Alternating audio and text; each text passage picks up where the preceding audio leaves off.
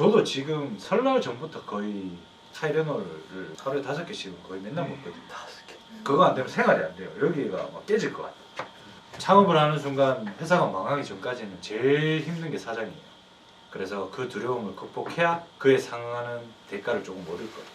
버티는 데 있어서 이게 시간이 가라 버텨라 이렇게 버틴다고 잘 버티는 게 아니고요. 힘든 와중에도 내가 이 행위는 최소한 하면 우리 회사가 성장을 하겠지, 내가 좋아지겠지라는 행위에다가 노력을 시켜야 돼요. 두려움은 언제든 옵니다. 지금 무게감은 사실 아무것도 아니거든요. 왜?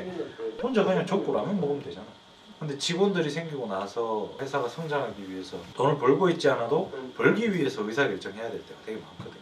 다만 그건 있죠. 저 혼자 할 때처럼 포기는 안 하게 되죠. 그러니까 사고가 바뀌어요. 이걸 하는 게 맞냐 안 하는 게 맞냐, 그럼 속도를 좀 늦출까 빨리 갈까, 타이밍이 중요한가 안 중요한가 이런 생각들로 머릿속을 뒤덮지 이걸 접을까 말까에 대한 생각은 안 한다고요. 저 피로 지금 이 순간까지 단 한 번도 돈이 남았던 적이 없습니다. 다시 원래대로 안 돌아가잖아요. 왜? 결국 내가 원하는 거는 조직이 일을 해서 수익을 내는 회사라는 걸 만들고 싶은 거거든. 기업가가 되고 싶은 건데 그걸 누가 안 정해줘요. 내가 내 멘탈을 잡기 나름이에요. 자기 역할을 자기가 정하고 한순간에 어떻게 반짝하면서 빛이 나겠습니까? 빛날 때까지 계속 달리는 그 구렁텅이에 이제 들어오신 거예요. 그게 창업이에요.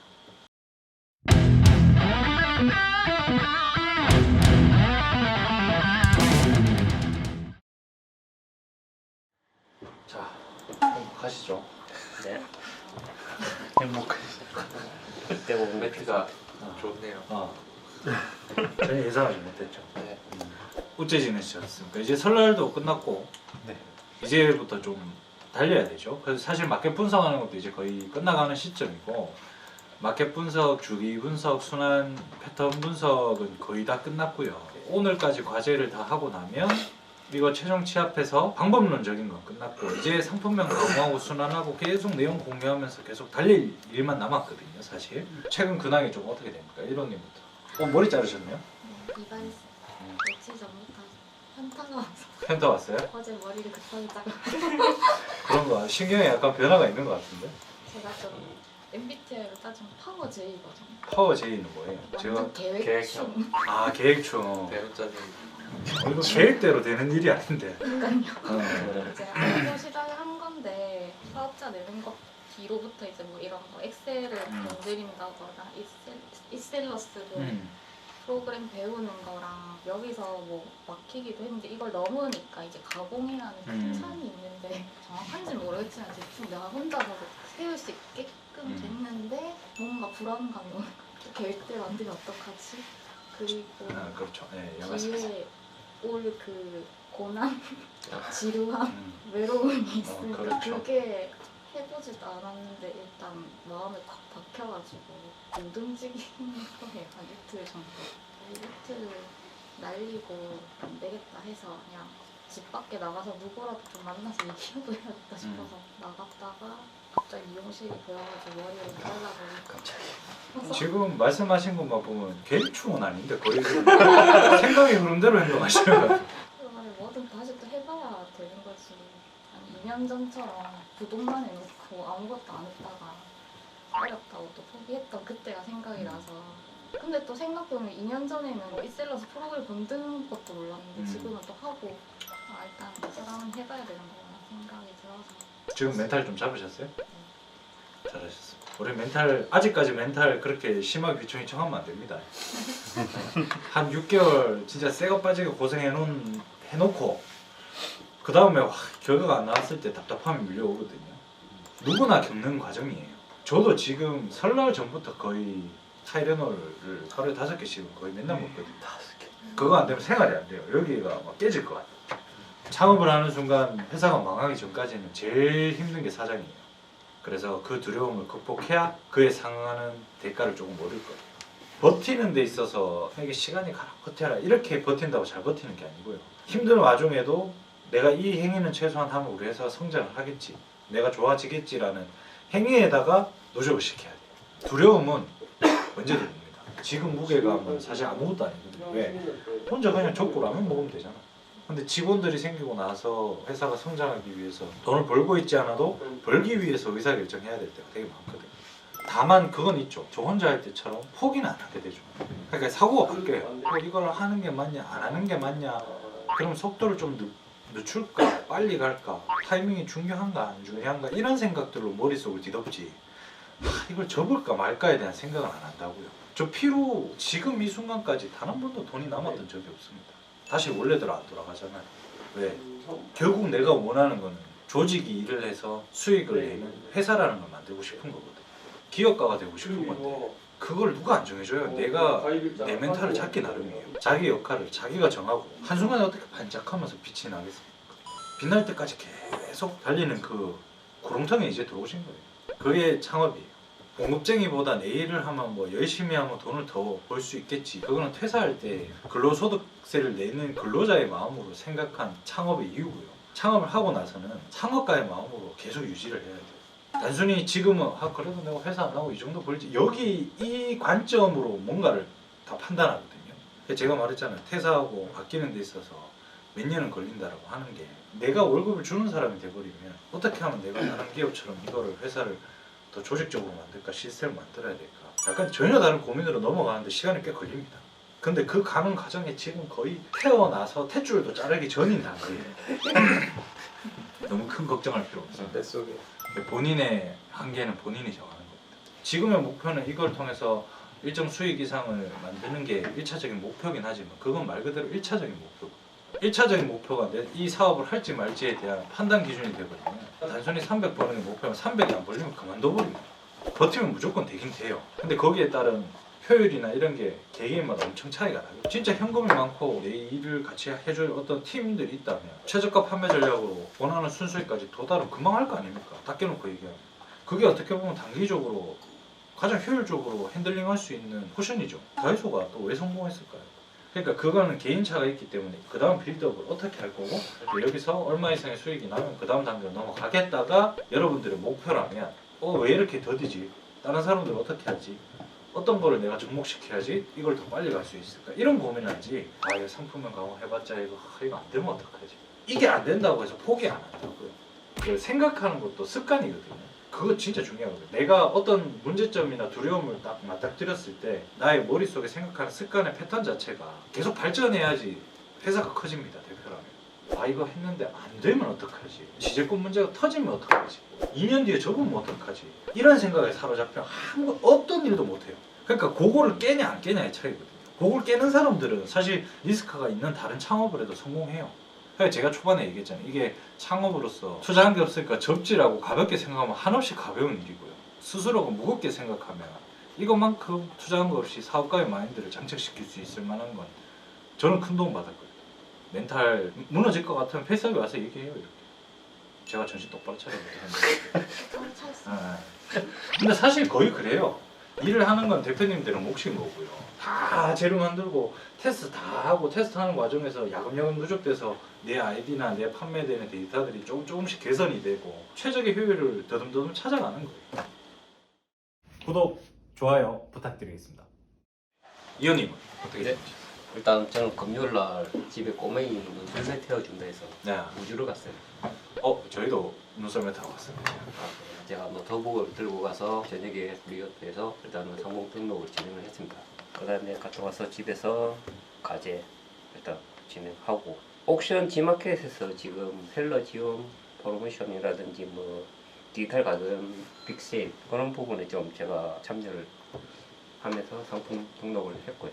이셀러스에서 그 세트 설정을 최적화 만들어 놓으면 그걸 이제 활용을 해서 하면은 좀 더 관리가 쉬울 것 같아서 그런 것도 좀 생각을 하고 할 게 너무 많아요.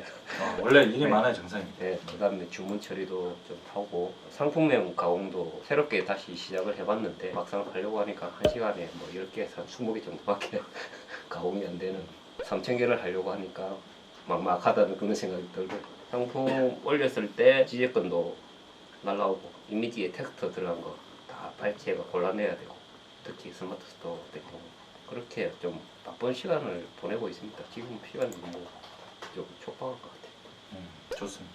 주문은 원래 지금 1월이 원래 주문 좀 많이 안 들어온 달이긴 하거든요. 그러니까 일반적인 상품을 팔았다고 가정을 하면 이제 이 우리 과제가 마켓 분석하는 과제가 끝나면 부수적으로 해야 되는 분석 중에 하나가 뭐냐면 아이템 스카우트나 이런 것들을 이용해서 1, 2, 3, 4, 5월 월별로 잘 나가는 키워드 상품들 추출하고 또 시즌별 5월달에 행사 많죠. 행사에서 잘 나갔던 걸 월별 데이터, 시즌별 데이터, 그리고 행사별 데이터, 뭐 분기, 반기별 데이터들을 상품에 해당되는 키워드를 뽑아서 정리를 한번 할 거예요. 전반적으로. 과제가 앞에 것만큼 전적으로 붙어서 분석하고 이런 건 없어요. 이제부터는 거의 전략 짜고 이제 계속 중명을 뽑아내고 약간 이런 류의 느낌으로 갈 거니까 그런 것도 한번 해봐야 되고요. 그리고 그 G마켓 옥션에 대한 그 이벤트 참여는 하고 나서 결과를 나중에 좀 공유를 해주세요. 나중에 뭐 소정의 결과나 어떤 로직이나 이런 게 발견이 되면 다음에는 이렇게 트라이 하면 될 것 같다라는 어떤 생각들이나 있으면 공유를 해주시면 감사할 것 같습니다. 그 동기들끼리는 서로 그 내용이 공유가 되었으면 좋을 것 같아서. 1호님은 주문 좀 들어와요? 네, 조금씩 들어있어요. 조금씩 들어오고 있어요. 성님. 저는 특별한 건 없었는데 아까 말씀드렸는데 사업자 하나 다시 2점 그거 하느냐고 스마트 스토어 같은 경우가 바로 돼가지고 스마트 스토어 올리고 몇 개는 아직 안 됐고요 2점이. 그래서 그것만 하고 있습니다. 순환은 뭐 계속 하고 있고 상품 가공도 조금씩 하고 있고. 지금 주문은 어때요? 스마트 스토어밖에 거의 안, 오늘 G마켓이 들어오긴 했는데 그것도 이제 없애는 그 사업자에서 나오는 거라 그거 이제 없애면은 이제 거의 안 나올 것 같긴 해요. G마켓 옥션과 같은 플랫폼들은 등급발이 진짜 중요합니다. 신용 점수라는 게 막 쌓이거든요. 그래서 많이 판 사람한테 계속 기회를 주는 건 사실이고요. 목표를 쪼개봐요. 그러면 지금 당장 어떻게 내가 빨리 등급을 달성할 수 있을까? 그냥 DB 다운받아서 뭐 5원번 DB 만들어서 이셀러스로 등록해서 이거 쏘고 주문 들어오겠지 오겠지라는 생각들은 다 하면 안 됩니다.